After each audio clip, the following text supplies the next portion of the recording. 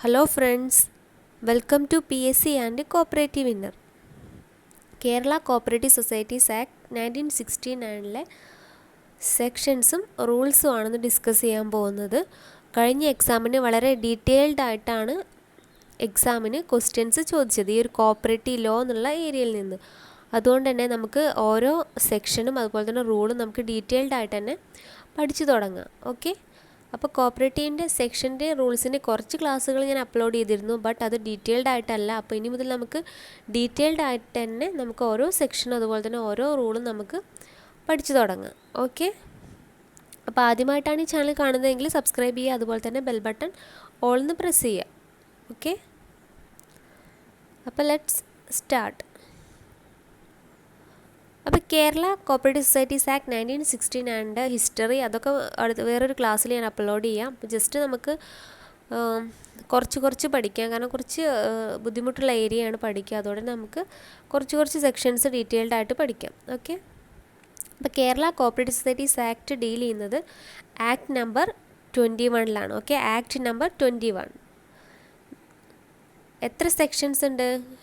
110 സെക്ഷനും 201 റൂൾസുമാണ് Kerala cooperative societies ആക്ടിലുള്ളത്. 110 സെക്ഷനും 201 റൂൾസും.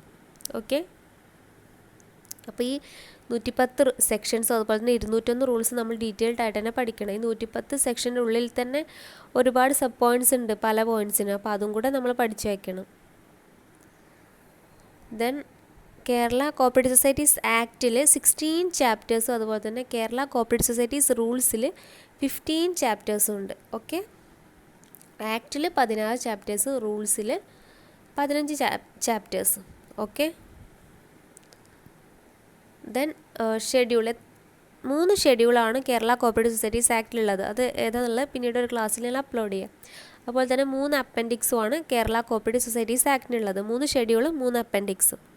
ഓക്കെ, അത് എന്തൊക്കെ കാര്യങ്ങളാണ് ഉള്ളത് വേറൊരു വീഡിയോ നമുക്ക് അതിന് ചെയ്യാം. ഓക്കെ,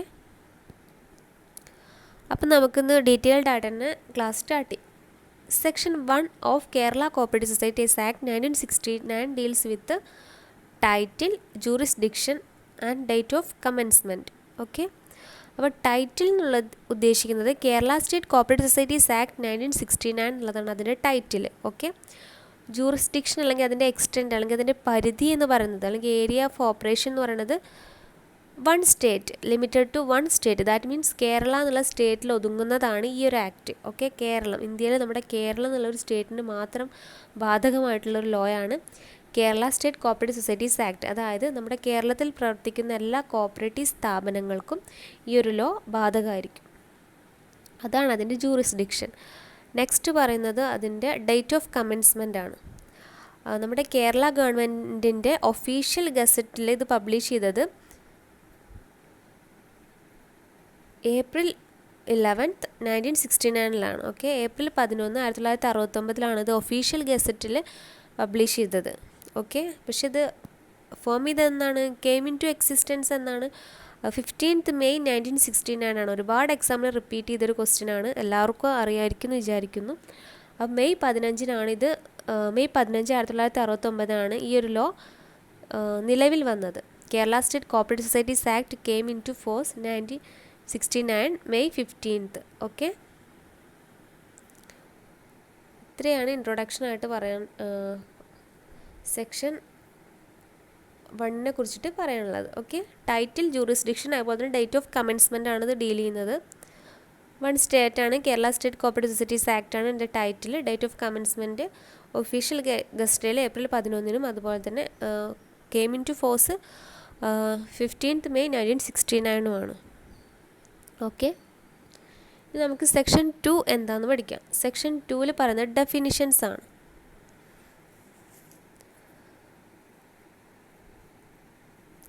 എന്താണ് ഡെഫിനിഷൻസ് എന്ന് പറഞ്ഞാൽ? To know the precise meaning of certain words, അതാണ് ഡെഫിനിഷൻസ് എന്ന് പറഞ്ഞാൽ. This section deals with definitions. It is usual to have definition or interpretation in a statute. നമ്മുടെ കോപ്പറേറ്റീവ് സൊസൈറ്റീസിൻ്റെ ആക്ടിൽ കുറച്ച് കാര്യങ്ങൾ പറയുന്നുണ്ട്, കുറച്ച് വേർഡ്സ് പറയുന്നുണ്ട്. ഇപ്പോൾ for example apex society, urban bank, bye law.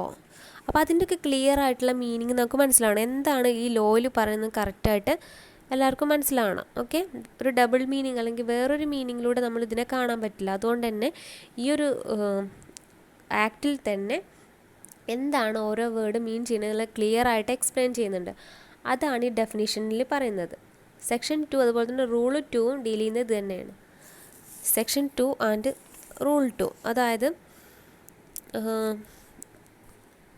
Apex society. അതിൻ്റെ ഡെഫിനേഷൻ എയിൽ പറയുന്ന apex society, B bylaw, C circle cooperative union, D central society, E committee, E A cooperative arbitration court. അങ്ങനെ ഒരുപാട് കാര്യങ്ങൾ പറയുന്നുണ്ട്. നമുക്കിതിന് സെപ്പറേറ്റ് ആയിട്ടൊരു വീഡിയോ ഇതിന് വേണ്ടിയിട്ട് നമുക്ക് ചെയ്യാം. ഓക്കെ, അതുപോലെ തന്നെ അതിൻ്റെ റൂളിലും അതുപോലെ കുറച്ച് എക്സ്പ്ലനേഷൻ പറയുന്നുണ്ട്. അപ്പോൾ ഓരോ വേർഡിൻ്റെ എക്സ്പ്ലനേഷൻ എന്താണെന്നുള്ളത് ക്ലിയർ ആയിട്ട് നമുക്ക് ഡിസ്കസ് ചെയ്യാം.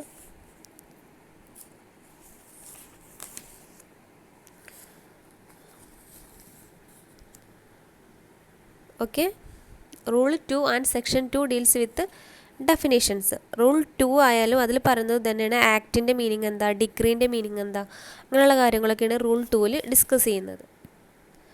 നെക്സ്റ്റ് ആണ് മോസ്റ്റ് ഇമ്പോർട്ടൻ്റ് ആണ് section 3 deals with registrar of cooperative society. This section deals with the duties and powers of the registrar according to subsection 1 പ്രകാരം. സെക്ഷൻ 3 സബ്സെക്ഷൻ 1 പ്രകാരം government may appoint a person to be the registrar of cooperative society. Okay, government ആണ് ഒരു cooperative സൊസൈറ്റിയുടെ രജിസ്ട്രാറെ appoint ചെയ്യുന്നത് government ആണ്. Okay, രജിസ്ട്രാറെ appoint ചെയ്യുന്നത് ഗവൺമെൻറ് ആണ്. രജിസ്ട്രാർക്ക് IAS ഓഫീസറിൻ്റെ ഒരു registrar shall be an IAS officer. Registrar എന്ന് പറയുന്ന ഒരു IAS ഓഫീസർ ആയിരിക്കണം. രജിസ്ട്രാറിനെ അപ്പോയിൻറ്റ് ചെയ്യുന്നത് ഗവൺമെൻറ് ആണ്. ഓക്കെ, ദെൻ അപ്പോൾ സബ്സെക്ഷൻ 1-ൽ പറയുന്നത് ഗവൺമെൻറ് ആണ് രജിസ്ട്രാറിനെ അപ്പോയിൻറ്റ് ചെയ്യുന്നത്. ഓക്കെ, ഇനി സബ്സെക്ഷൻ 2 പറയുന്നത് delegation of power of the registrar, അതായത് ഗവൺമെൻറ്റിന് രജിസ്ട്രാറിൻ്റെ പവർ ഡെലിഗേറ്റ് ചെയ്യാനുള്ള അധികാരമുണ്ട്. Subsection 2 deals with empowers the government to confer of any person all or any of the powers of the registrar. അപ്പോൾ special അല്ലെങ്കിൽ general order ഉണ്ടെങ്കിൽ government എന്ത് ചെയ്യാൻ പറ്റും, രജിസ്ട്രാറിൻ്റെ പവർ ഡെലിഗേറ്റ് ചെയ്യാൻ പറ്റും. മുഴുവനും പവറോ അല്ലെങ്കിൽ ഏതെങ്കിലും ഒരു പവറോ ഗവൺമെൻറ് വേണമെങ്കിൽ ഡെലിഗേറ്റ് ചെയ്യാൻ, മറ്റൊരാൾക്ക് ഡെലിഗേറ്റ് ചെയ്ത് കൊടുക്കാനുള്ള അധികാരം ഗവൺമെൻറ് ഉണ്ടായിരിക്കും. അതാണ് സബ്സെക്ഷൻ 2-ൽ പറയുന്നത്. ഓക്കെ, ദെൻ രജിസ്ട്രാറെ കുറിച്ച് പറയുകയാണെങ്കിൽ the registrar is the competent authority to register a cooperative society in the state. രജിസ്ട്രാർക്കായിരിക്കും ഒരു കോപ്പറേറ്റീവ് സൊസൈറ്റി നമ്മുടെ സ്റ്റേറ്റിൽ രജിസ്റ്റർ ചെയ്യാനുള്ള അധികാരം ഉണ്ടായിരിക്കുക. ഓക്കെ, അതുപോലെ തന്നെ who is the head of cooperative department. Cooperative ഡിപ്പാർട്ട്മെൻറ്റിൻ്റെ ഹെഡായിരിക്കും ആര്, രജിസ്ട്രാർ എന്ന് പറയുന്നത്. അതുപോലെ തന്നെ he exercise his powers only in the respect of societies under his administrative control. Okay, അപ്പോൾ അത്രയാണ് രജിസ്ട്രാറിനെ കുറിച്ചിട്ട് ഒരുപാട് കാര്യങ്ങൾ ഇനി ഡിസ്കസ് ചെയ്യാനുണ്ട്. അപ്പോൾ ജസ്റ്റ് സെക്ഷനിൽ പറയുന്നത് മനസ്സിലാക്കുക. സെക്ഷൻ 3 ആണ് ഡിസ്കസ് ചെയ്യുന്നത്. ഗവൺമെൻറ് ആണ് ഇത് അപ്പോയിൻറ്റ് ചെയ്യുന്നത്. അതുപോലെ തന്നെ ഗവൺമെൻറ് രജിസ്ട്രാറിൻ്റെ പവർ ഡെലിഗേറ്റ് ചെയ്യാനുള്ള അധികാരം കൂടി ഗവൺമെൻറ് ഉണ്ടായിരിക്കും. Okay,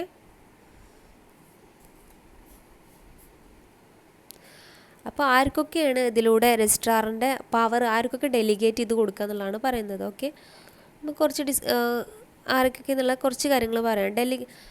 The powers of the registrar under this act are delegates to certain departmental heads such as Director of Industries, Director of Fisheries, Director of Choir Development and Secretary of khadi and village industries board. അപ്പോൾ ഇത്രയും ആൾക്കാർക്ക് നമുക്ക് രജിസ്ട്രാറിൻ്റെ power certain സിറ്റുവേഷനിൽ നമുക്ക് delegate ചെയ്ത് കൊടുക്കാം, ഗവൺമെൻറ്റിന് delegate ചെയ്ത് കൊടുക്കാം.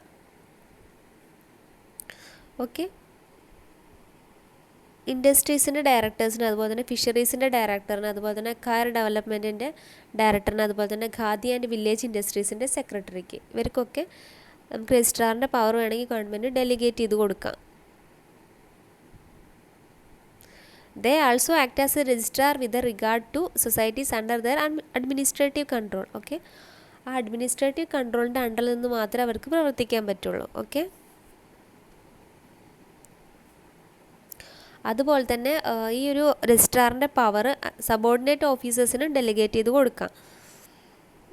അതായത് joint registrar, deputy registrar, assistant registrar ഇവരൊക്കെ ആയിരിക്കും രജിസ്ട്രാറിൻ്റെ സബോർഡിനേറ്റ് ഓഫീസേഴ്സ്. അവർക്ക് വേണമെങ്കിൽ ഡെലിഗേറ്റ് ചെയ്ത് കൊടുക്കാം. ഇത്രയാണ് രജിസ്ട്രാറിൻ്റെ ബേസ് ചെയ്ത് പറയാനുള്ളത്. Registrar shall be an IAS officer, IAS officer ആയിരിക്കണം. നെക്സ്റ്റ് പറയുന്നത് സെക്ഷൻ 4 ആണ്. Societies which may be registered. Okay, section 4 deals with societies which may be registered. അതായത്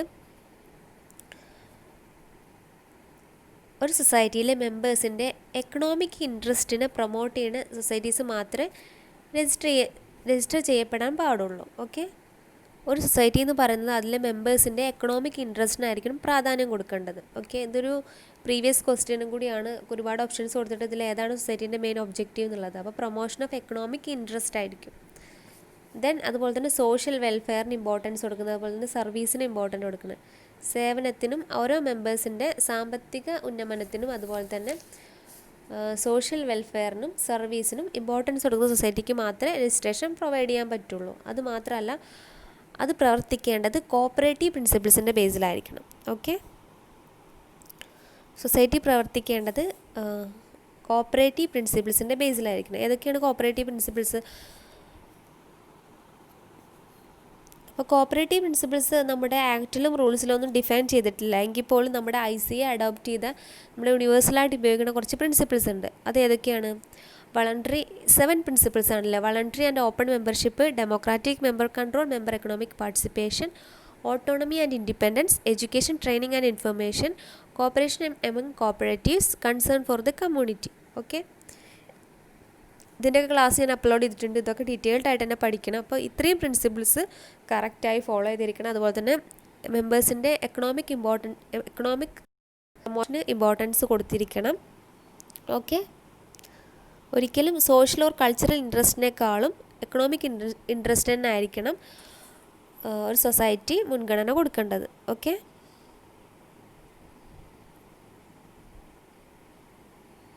അതാണ് societies which may be registered എന്നുള്ള പോയിന്റിൽ പറയാനുള്ളത്. Section 4 deals with societies which may be registered.